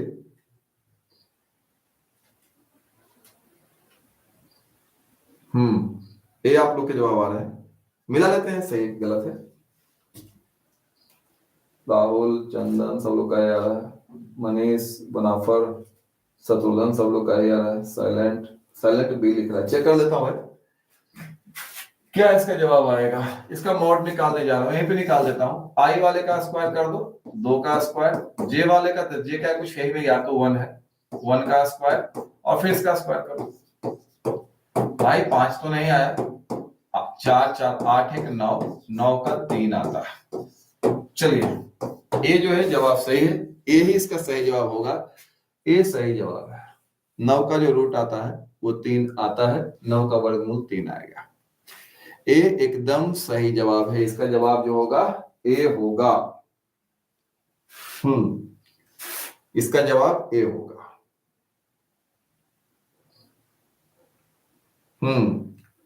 सुमित प्रणाम करें, सबके साथ आशीर्वाद है बाबू। चलो, कल क्लास खुलेगा, जरूर जरूर जरूर। इट्स पागल सर जी, आपको देखता हूं तो मैथ से डर भाग जाता है, बिल्कुल भाग जाएगा, मैथ में डर लगना ही नहीं चाहिए। आइए यहां से आगे चलते हैं और भी जो सवाल पूछेंगे उनको बनाते हैं, देन हम लोग नेक्स्ट कॉन्सेप्ट भी खोलेंगे। एक एक पॉइंट अच्छे से समझा दूंगा, लेकिन धीरे धीरे चलूंगा। मैं पहले बोल चुका हूं, कोई जल्दीबाजी नहीं है। आइए इसको बना के देखें तो 8 नंबर 13 में सवाल आया था, 22 का सवाल आपने बनाया, अब 13 का सवाल बनाइए कौन सा होगा इसमें से। 2i minus 7j minus 3k का मॉडुलस है, इसका मॉडुलस क्या होगा ये बताइए, क्या होगा इसका मॉडुलस, ये पूछ रहा है।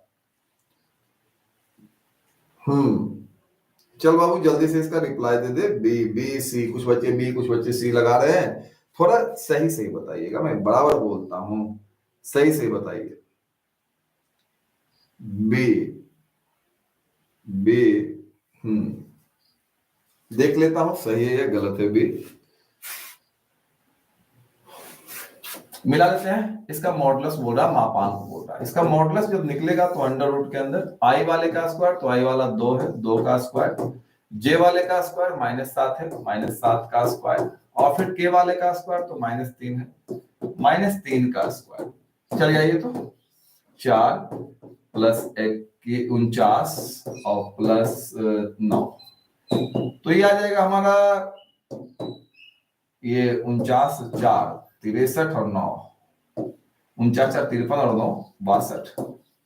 चलिए आपका जो बी है बिल्कुल सही जवाब है, कहीं से कोई गलती नहीं है, इसका जवाब बी ही होगा और आपने एकदम सही ही बनाया है। अब मैं यहां से आगे चलना चाहता हूं, आगे क्या पढ़ने के लिए दिया है इस पे चर्चा हम लोग करते हैं।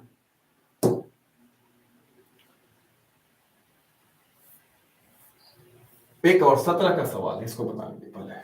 17 का एक सवाल है, इसको बना लीजिए। 17 का सवाल 2i माइनस 3j प्लस के, 17 का सवाल है, इसको बनाइए। तो आप लोग बनाओ, जल्दी जल्दी बनाओ सब लोग।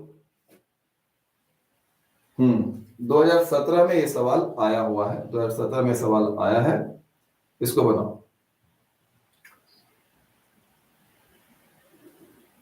जवाब क्या आ रहे हैं? बी। बी आपके जवाब आ रहे हैं। हाँ जवाब बी है, ऑनलाइन क्लास है। हाँ बिल्कुल ऑनलाइन क्लास है ये, एक बच्चा पूछ रहा है। चलो आ जाओ, इसका जवाब आप लोग बता रहे हो बी होगा। चेक कर लेते हैं इसका जवाब बी होगा या नहीं होगा, और बी होगा तो किस प्रकार होगा। मॉड कैसे निकालते हैं? अंडर रूट आई वाले का स्क्वायर 2 का स्क्वायर प्लस जे वाले का स्क्वायर -3 का स्क्वायर प्लस के वाले का स्क्वायर, के के आगे कुछ है ही नहीं यार, तो 1 का स्क्वायर, ये आ जाएगा 4 प्लस 9 प्लस 1, तो ये आ गया 9 4 13 14, रूट 14 इसका सही जवाब आ जाएगा। इसका सही जवाब जो होगा रूट 14, ये जवाब जो है आपका बिल्कुल सही है। जिन लोगों ने भी बी लिखा है उन तमाम बच्चों के जो जवाब हैं सही है। हाँ लाइव चल रहा, लाइव चल रहा है, सही बच्चों के जवाब सही है। यहां से आगे चलने का टाइम आ गया है।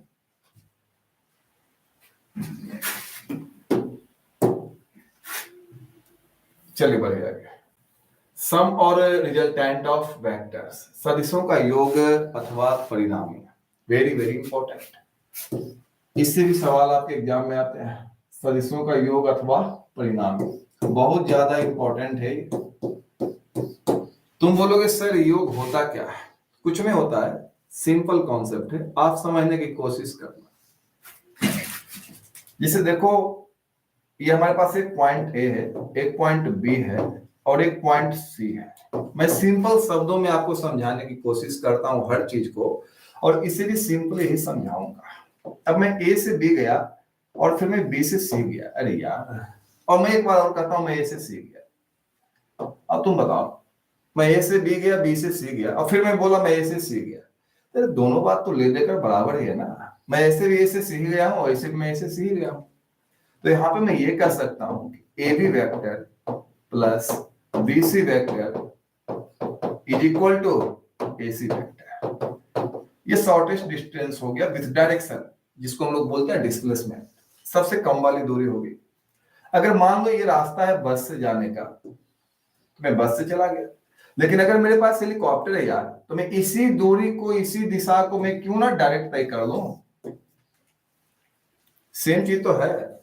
मैं बस से इधर से गया तभी मैं ए से सी पहुंच गया, और मैं हेलीकॉप्टर से यहां चला गया तभी मैं ए से सी पहुंच गया। तो दोनों बात तो बराबर ही है, तो मैं क्यों ना कहूं कि ए से बी प्लस बी से सी, ए से बी प्लस बी से सी मतलब ए से सी कहा जा सकता है। इसको बोलते हैं ट्रायंगल लॉ, इसको हम लोग बोलते हैं ट्रायंगल लॉ, त्रिभुज नियम।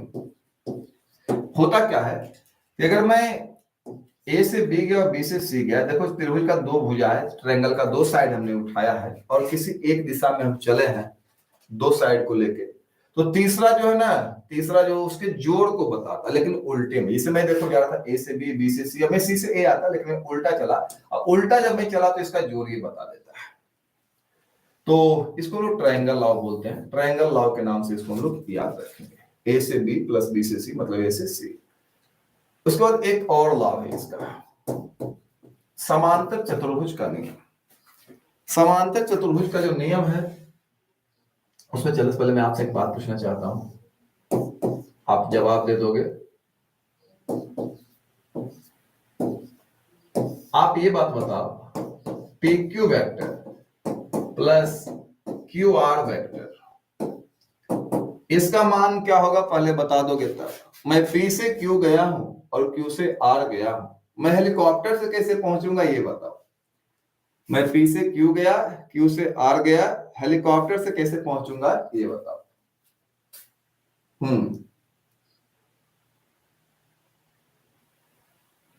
चलिए बातचीत नहीं बाबू, बातचीत नहीं, आज तो इसको तो बना ही देना है ना, जो आज का टारगेट है वो पूरा करेंगे। इसका नाम होगा पी आर वेक्टर। चलिए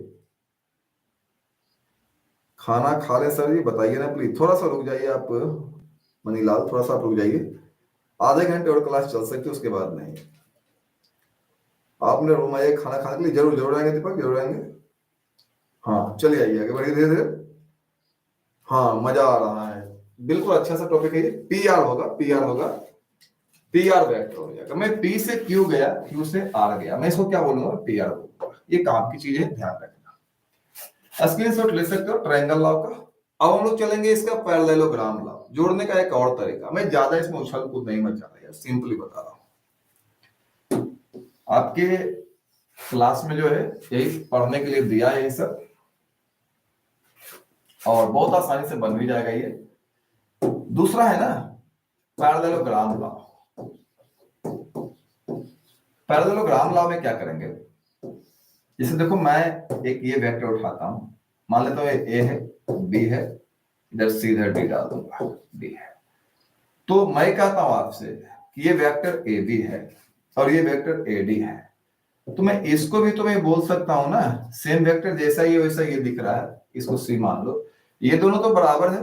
यानी अगर ये ए है ये बी है, तो मैं इसको तो कह सकता हूं ना कि ये हमारा क्या है, ये भी हमारा बी है, क्योंकि शकल सूरत से दोनों बिल्कुल बराबर लग रहा है, बराबर का परिभाषा ये है। और मैं ये भी कह सकता हूं कि ये दोनों जो वेक्टर होंगे वो भी बराबर होंगे। अब मैं तुमसे बात करता हूं, अगर मैं ये कहूं मैं ए से बी गया और मैं बी से सी गया, अगर मैं ये कहता हूं A B vector plus B C vector, मैं ए से बी गया हूं, मैं ए से बी गया हूं और फिर मैं बी से सी गया हूं, तो आप बताओ मैं शॉर्ट में जाना चाहूं तो कैसे जाऊंगा यार, मैं कहां गया हूं बताओ, कमेंट बॉक्स में कमेंट करो। मैं ए से बी गया फिर मैं बी से सी गया, मैं कहां गया इसको बताओगे ना, बताओ मैं कहां गया हूं, बताओ मैं कहां गया हूं, मैं कहां गया हूं, ए से सी गया हूं।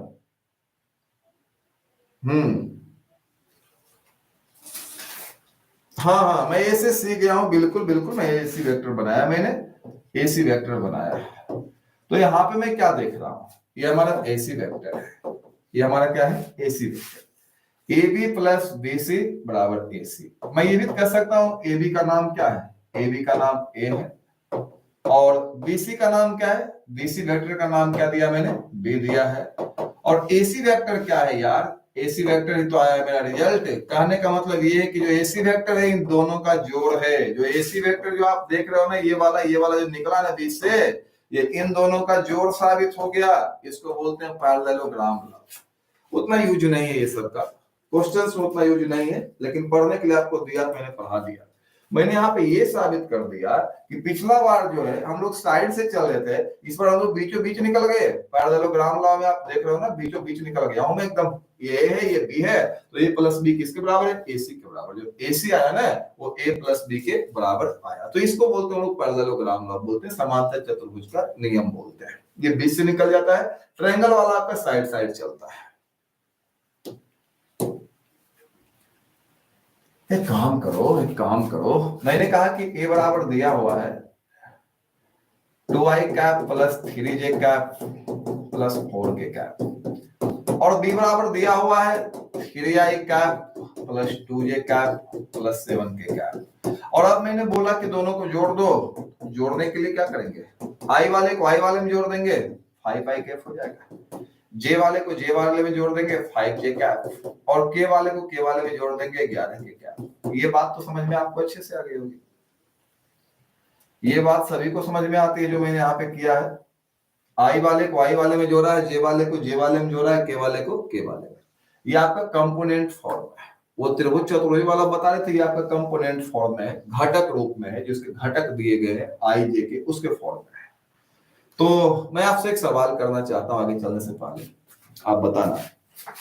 अगर a बराबर दिया हुआ मेरे पास, a बराबर दिया हुआ 5i कैप और -2j cap plus 7k cap, और b बराबर दिया हुआ है 2i cap -8j cap plus 8j cap -2k cap. और अगर मैं आपसे a प्लस b पूछ दूं बच्चों घटक के रूप में, तो i वाले को i वाले में, j वाले को j वाले में, k वाले को k वाले में मिलाकर जोड़ने से क्या बनेगा? कमेंट बॉक्स में जवाब देंगे। कमेंट बॉक्स में जवाब देंगे। आई वाले को आई वाले में, जे वाले को जे वाले में, के वाले को के वाले में मिलाकर जोड़ने से क्या बनेगा? जल्दी। ऋतिक प्रणाम सर, मैं ओल्ड स्टूडेंट, 95 मार्क्स आया था मैथ में। ओके ओके ऋतिक, बहुत अच्छा, वेरी गुड, वेलकम। कौशल बोले गुड नाइट। ठीक कौशल, गुड नाइट। चलो, जो भी बच्चे चैनल पे नए हैं सब्सक्राइब कर दो बाबू, ताकि सबको आगे की इंफॉर्मेशन मिलती रहे। हाँ, 3i cap plus 6j cap plus 5k cap बोल रहे हैं। चेक कर लेता हूं आपका जवाब है या सही है या गलत है। कोई बच्चा 7 लिखा है, कुछ बच्चा 3 लिख रहा है। चेक कर लेता हूं किनका सही किनका गलत। गलत मत करना यार, गलत करते हो बहुत दुख होता है। यहाँ पे जोड़ेंगे आई वाले को आई वाले में 7 हो जाएगा हमारा, और जे वाले को जे वाले में 8 में से 2 चला गया, 6 बचेगा। 8 बड़ा 8 का चिन्ह है, 7 में से 2 गया, 5 बचेगा, 7 बड़ा 7 का चिन्ह। ये जवाब जिनका भी उनका सही है, ये जवाब जिनका भी है उनका सही है। तो इससे भी सवाल परीक्षा में आता है, और डायरेक्ट सवाल आता है, आप जिसको बना भी सकते हो। मैं कुछ सवाल आपको बनवा के दिखाता हूं कैसे सवाल इससे परीक्षा में आते हैं। आज एक टॉपिक हम लोग इससे कंप्लीट ही कर लेंगे जो परीक्षा में आने वाला है। कल हम लोग देखेंगे टाइप और एनसीईआरटी का एक्सरसाइज। कल 2 चीजें होगी, टाइप और एनसीईआरटी का एक्सरसाइज। कल पूरी चर्चा इसी पे होगी। तो कह रहा है कि a बराबर दिया हुआ है 2i - 3j plus 4k, b बराबर दिया हुआ i plus 2j plus k, a plus b का मान क्या होगा? सवाल 2012 में आया था। आप बना दो तो अच्छी बात है, नहीं बनाओ तो मैं बना दूंगा। a प्लस b का मान क्या होगा? a का मान क्या है? 2i - 3j plus 4k plus b का मान क्या है? i plus 2j plus k। चलो भाई बनाओ जल्दी जल्दी से इसको। 2 और 1 3i -3j प्लस 2j, 3 में से 2 गया तो 1j बचेगा, और 3 बड़ा तो 3 का चिन्ह होगा। 4 के में से 1 के जुटेगा तो 5 के हो जाएगा। अब ये जहां भी है वही आपका उत्तर होगा। आप ढूंढ लो ये कहां है। 3i - 1j प्लस 5k, देख लो कहां पे है। ऑप्शन नंबर बी सही है, 3i - 1j प्लस 5k। 12 में ये सवाल आया है, 12 में ये सवाल आया है। हाँ, बी जिनका भी है जवाब सही है, सबका जवाब सही है। ये 12 में आया हुआ सवाल है, बहुत ही धाकर क्वेश्चन। चलो आओ आगे। 22 में आया, देखो 22 में सवाल आया है। 22 में सवाल आया है, पहले a प्लस बी निकाल लेंगे, उसके बाद हम दोनों को जोड़ेंगे। पहले a प्लस बी निकाल लेंगे, उसके बाद हम दोनों को जोड़ेंगे। जल्दी जल्दी जल्दी जल्दी, पहले a प्लस बी निकाल लेंगे, उसके बाद दोनों को जोड़ेंगे जल्दी से। a बराबर दिया हुआ है और b बराबर दिया हुआ है, तो a प्लस बी का मॉड पहले भाई a प्लस बी निकाल ले, मोड तो बाद में निकाल लेंगे। a प्लस बी निकालेंगे, आई वाला में 2 1 कितना हो जाएगा, 3 हो जाएगा। जे वाला में, जे वाला में तो 2 और 1 3 जे हो जाएगा। ये मैंने a प्लस बी निकाल लिया। मॉड निकालने बोला है, मैग्नीट्यूड निकालने बोला है। मैग्नीट्यूड कैसे निकालते हो बाबू, कैसे निकालते हो मैग्नीट्यूड? अंडर रूट इसका स्क्वायर प्लस इसका स्क्वायर, कितना आएगा 9 प्लस 9 कितना आ गया 18, कितना आ गया 2 गुने 9, कितना आ गया 9 का वर्गमूल 3 रूट 2। कौन सा ऑप्शन होगा? सी। सी जो है एकदम सही जवाब होगा इसका, सी जो है सही जवाब होगा। और भी सवाल इससे पूछे गए वेक्टर से। 5 मिनट की क्लास आपकी और चलेगी, उसके बाद हम आपको छुट्टियां दे देंगे। कल हम लोग टाइप्स देखेंगे और एनसीईआरटी का एक्सरसाइज देखेंगे।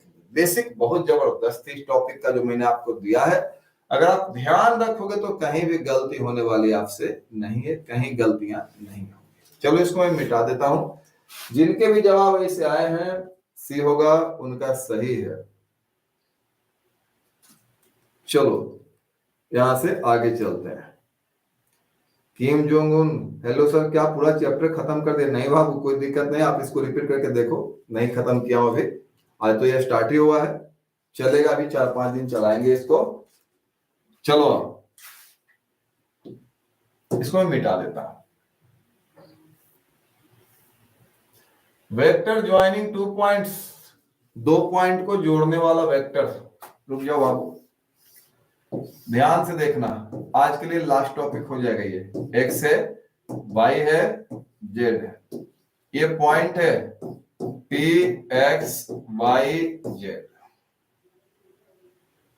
या कुछ मत भी रखो यार, नाम नहीं भी रखो तो काम चल जाएगा इस बार आज मेरा। और ये मेरा क्यू है। मैं तुमसे एक सवाल करता हूं, मुझे एक वेक्टर निकालना, पी क्यू वेक्टर, 2 पॉइंट को जोड़ने वाला वेक्टर। मुझे पी क्यू वेक्टर निकालना है यार। पी क्यू क्या होगा ये पूछ रहा है। मैंने कहा मुझे कुछ पता तो नहीं, मैं इसको से मिला देता हूं, उसके बाद मैं फिर दोनों को मिला लेता हूं। अब बताओ मैं क्या लिख सकता हूं? ओपी, यहां पे जो मैं लिख सकता हूं, ओ से पी फिर पी से Q, OP plus P Q, O से पी और पी से क्यू। मैं इसको क्या लिख सकता हूं? बोलो क्या लिख सकता हूं मैं? बोलो, ओ से पी फिर पी से क्यू, शॉर्टकट मारो, मैं क्या लिख सकता हूं? बताओ बताओ, मैं क्या लिख सकता हूं? ओ से पी पी से क्यू, मैं इसको क्या लिख सकता हूं? बताओ तो। हाँ, ओ से पी और पी से क्यू। कल ऑफलाइन क्लास होगा सर? हाँ होगा। आदर्श विचार, गुड नाइट। गुड नाइट आदर्श। ओ से क्यू होगा, ये हो जाएगा ओ से क्यू हो जाएगा। वेरी गुड, आपके जवाब सही है, ओ से क्यू होगा। कैसे है सर बताइए ना। ठीक हूं मैं, मनीलाल अभी ठीक हूं। हाँ चलिए यहां से आगे चलते हैं। तो ओ से पी और पी से क्यू मतलब ओ से क्यू। पी क्यू वेक्टर क्या होगा बताइए तो? पी क्यू क्या होगा? ओ क्यू, ले जाए इसको इधर, माइनस ओ पी। हम ये भी कह सकते हैं ओ क्यू मतलब क्यू का position vector minus O P. O जहां आ गया, ओरिजिन जहां आ गया, मूल बिंदु से स्थिति बता दिया तो उसका पोजीशन वेक्टर, पी का पोजीशन वेक्टर। बच्चों किसी भी पॉइंट, किस 2 पॉइंट को जोड़ने वाला वेक्टर जब भी निकालेंगे तो उसका रिजल्ट क्या आता है? बाद वाले का पोजीशन वेक्टर, ओरिजिन की वजह से पोजीशन वेक्टर। हमने ही बताया था पोजीशन में ना, कि जो मूल बिंदु है, जो ओरिजिन है, वहां से स्थिति बताता है। तो ये हो गया क्यू का स्थिति बता रहा है, और ये पी का स्थिति बता रहा है ओरिजिन से। तो जब भी किसी वेक्टर को निकालने के लिए कहेगा तो बाद वाले का पोजीशन वेक्टर और माइनस पहले वाले का पोजीशन वेक्टर। अब अगर किसी ने हमसे बोल दिया ए बी का पोजीशन वेक्टर क्या, वो ए बी वेक्टर क्या होगा? 2 बिंदु को मिलाने वाला वेक्टर, 2 बिंदु को मिलाने वाला वेक्टर। तो बाद वाले का पोजीशन वेक्टर, जैसा कि यहाँ हुआ है, बाद वाले का पोजीशन वेक्टर माइनस पहले वाले का। तो ओ बी का, बी का पोजीशन वेक्टर माइनस पहले वाले का, ओ ए। ओ केवल लगा दिया मतलब पोजीशन वेक्टर हमारा बन गया। ओ से हो गया ओरिजिन, ओरिजिन के सापेक्ष जो भी पोजीशन दर्शाने वाला वेक्टर है वही कहलाता पोजीशन वेक्टर। तो चलो ये हमारा बन गया, कंप्लीट हो गया। अगर मैं आपसे कहता हूं एम एन वेक्टर क्या होता है, तो ये हो गया एन का पोजीशन वेक्टर माइनस एम का पोजीशन वेक्टर। तो O N minus O N. अगर मैं एक्स वाई वेक्टर बोलता हूं तो आप जरा सा इसका जवाब कमेंट बॉक्स में लिख कर दिखाओ कैसे ये बनाया जाएगा। बाद वाले का पोजीशन माइनस पहले वाले का पोजीशन लिख के दिखाओ तो इसको कमेंट बॉक्स में बताओ। हाँ जल्दी।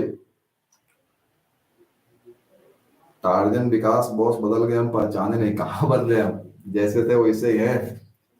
ऑफलाइन क्लास कल से चलेगा। हाँ चलिए O Y minus O X, O Y minus O x.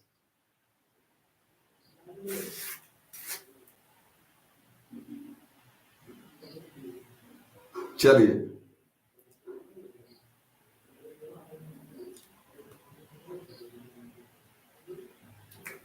Sir O Q plus Q P बराबर ओपी का डायरेक्शन रहेगा, तो तभी इसका वैल्यू तो यही आना, आप कुछ भी करो इसमें। आपको अगर पी क्यू निकालने बोला तो मैं फाइनली ये बोल रहा था कि पी से क्यू तक कैसे पहुंचेगा, मैंने इसको बताया है।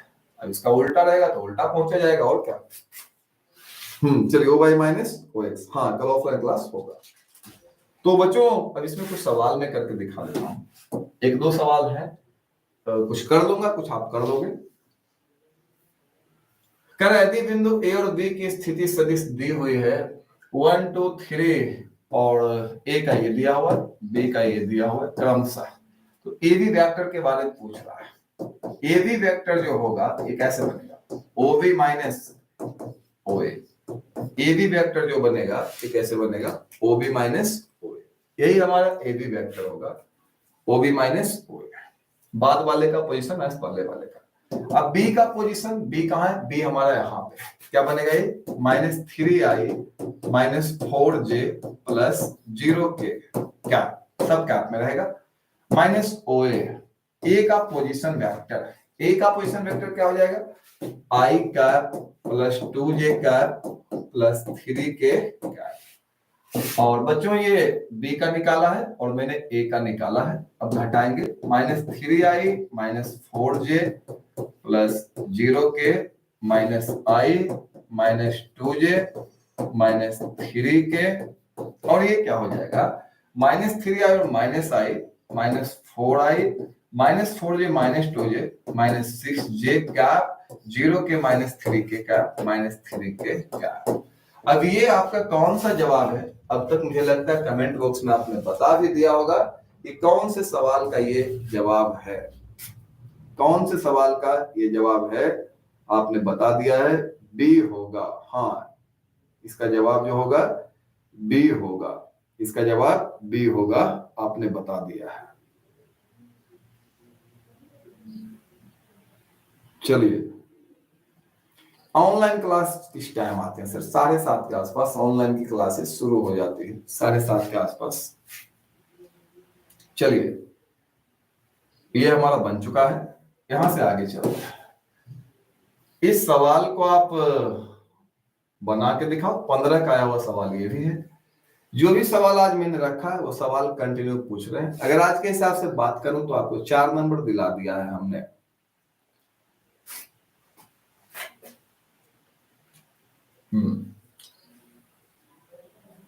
चलो जल्दी जल्दी इसका जवाब क्या होगा, आप लोग बताओ जल्दी से। आपके जवाब आ रहे हैं, इसका जवाब कल क्लास लाइव नहीं चलेगा, कल भी चलेगा लाइव, बिल्कुल चलेगा। चलिए राहुल बोले जाते थे मोटिवेशनल कर दीजिए, अभी थोड़ा थका हुआ हो रहा, आगे कर देंगे। चलिए हाँ डी जवाब क्या है, जवाब आ रहे हैं डी, डी आ रहे हैं आपके जवाब। और आप लोग पढ़ते तो हो ही, अपने आसपास जो भी हैं उन सभी बच्चों को बता दो। बहुत सा ऐसा बच्चा होता है जो कि पढ़ाई नहीं कर पाता, या तो उसको मन नहीं लगता या पैसे की प्रॉब्लम हो सकती है, उस वजह से नहीं कर पा रहा, लेकिन सबका परीक्षा है, तो अपने अगल बगल सभी लोगों को बता दोगे, सबको लाभ मिलेगा। और आप देख रहे हो कि सारा का सारा क्वेश्चन वहीं से उठाया जो परीक्षा में लगातार आ रहे हैं, तो सबको फायदा मिलना चाहिए। सबको बताओ, एग्जाम के बारे में बताओ और क्लास के बारे में बताओ, ज्यादा से ज्यादा लोग को बताओ, सबको फायदा होगा। और जो भी बच्चा चैनल पे नया है सब्सक्राइब करना मत भूलो यार, जरूर सब्सक्राइब कर लो ताकि आपको आने वाले हर क्लास का सही समय पे नोटिफिकेशन मिल सके। तो कह रहा है कि यहाँ पे हमको PQ निकालना है बाबू, PQ कैसे निकालेंगे, PQ कैसे निकालेंगे। जो हमारा पी क्यू हो जाएगा ये बनेगा ओ क्यू माइनस ओपी, ऐसा बनेगा P Q, O Q minus OP. O Q का मान तो दिया हुआ है 5i plus 4j minus 3k, और माइनस में दिया हुआ है ओपी। ओपी का मान क्या होगा? ओपी का मान है 2i plus 3j minus 4k। चलिए आइए, 5i में से 2i गया, 3i, 4j में से 3j चला जाएगा। अरे यार आप माइनस से घटा देना, 4j अब देखो माइनस 3j, तो 4j में 3j जाएगा तो 1j बचेगा, माइनस 3k और माइनस माइनस प्लस 4k, तो प्लस k आ जाएगा। आप जरा सा ब्रैकेट खोल के बनाना है इसको, ऐसा रिजल्ट आएगा 3i और प्लस 1j प्लस 1k। आपका डी सही जवाब है। हो सकता है आपने किसी ने बनाया भी होगा, आपका जो जवाब सही जवाब होगा डी होगा। D is the right answer, D is the correct answer, D इसका सही जवाब है। हाँ डी। पैसा का बहुत प्रॉब्लम है, दीपक बोल रहे हैं। बाबू मैं कोशिश करूंगा आप लोग पढ़ दो इस पे, ज्यादा अच्छा रहेगा। चलिए यहां से आगे चलेंगे। इसका जवाब डी आएगा। और एक और सवाल है, उसको आप लोग खुद से बना लोगे तो अच्छा रहेगा। मैं देता हूं, एक और सवाल देता हूं आपको। चलिए आइए, इसको आप लोग खुद से बना लेना, बनेगा तो बना लेना, नहीं बनेगा तो आप हमसे अगले क्लास में कमेंट करके पूछ सकते हो। और वेक्टर का जो बेसिक था वो हमने आपको आज बता दिया है, ये फर्स्ट क्लास लगी है। कल के क्लास में दो काम करेंगे, कल हम लोग टाइप भी कर लेंगे, वेक्टर के जो टाइप है उनको भी कर लेंगे, और एनसीईआरटी एक्सरसाइज भी देखेंगे। थ्योरी का एक हिस्सा हमारा खत्म हो गया, और सारे एग्जाम्पल्स हमने वहां से उठाए, सारे एग्जाम्पल्स हमने वैसे उठाए हैं जो एग्जाम्पल बिल्कुल परीक्षा में जो आए हुए हैं, वैसे सवालों को हमने आज एग्जाम्पल के रूप में उठाया है। कल और बेहतर क्लास हो सकती है, कल हम लोग टाइप्स देखेंगे वेक्टर के, लेकिन जो आने क्वेश्चन वाला क्लास था वो हमने आज ही कर लिया है। जो क्वेश्चंस आते हैं यही सब ऑब्जेक्टिव मुख्य रूप से आते हैं, 8-10 ऑब्जेक्टिव के आसपास वेक्टर से रहता है। फिर डॉट पढ़ेंगे वहां से ऑब्जेक्टिव रहेगा, क्रॉस पढ़ेंगे वहां से ऑब्जेक्टिव रहेगा, बेसिक वेक्टर से यही ऑब्जेक्टिव रहता है। एक दो और रहता है, उसको कल से परसों तक हम लोग देख लेंगे, कल वाले क्लास में भी चीजों को देखेंगे। तो आज की जो क्लास है उसको हम लोग यहीं तक रखते हैं, नेक्स्ट क्लास में हम लोग मिलेंगे। और आप भी थक चुके होंगे तो आप खाना खाकर फिर से अपनी पढ़ाई शुरू कर सकते हैं। योद्धा कभी थकता नहीं है, रुकता नहीं है, झुकता नहीं, जब तक वो अपने लक्ष्य तक नहीं पहुंच जाए। तो आपको मेहनत करते रहना, ऐसा नहीं कि अब रेस्ट करना शुरू कर देना, ऐसा नहीं है। और एक बार वीडियो को फिर से रीड कर लोगे ताकि जो भी बची खुची प्रॉब्लम है वो प्रॉब्लम दूर हो जाए। वीडियो को 2 बार 3 बार देखो, नोट्स बना लो ताकि आप सारे सवाल को खुद से हल कर सको। बाकी बेस्ट ऑफ लक एग्जाम में, हमारी दुआएं जो आपके साथ है। Best of luck, good night, मिलते हैं नेक्स्ट क्लास में।